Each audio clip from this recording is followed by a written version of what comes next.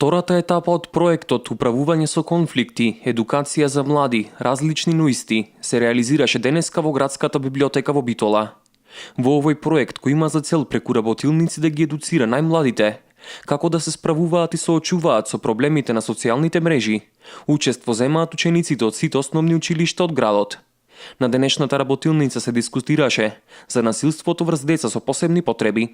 Релативно има многу малце студии и истражувања за инклузивниот процес, тоест за насилство врз деца со посебни потреби во инклузивниот процес. Започнавме ние конкретно во нашето училиште со истражување, етапи како да се преброди тој процес, доколку го има каде да се побара помош и како да се превземат основни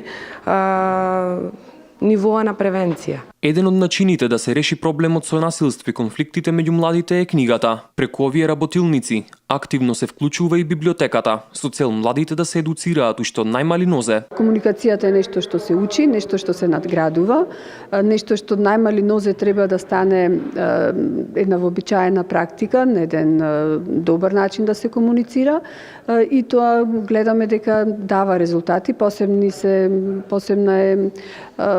е задоволството и од родителите и од страна на учениците, бидејќи гледат дека сите овие активности кои што се превземат навистина дават резултати во подобрување на таа секојдневна комуникација. Во првиот дел од овој проект беше реализирана работилницата под мотото Лаик за ненасилство, а организаторите велат дека во наредниот период ќе следат уште неколку работилници, преку кои би дошло до крајно решавање на проблемот.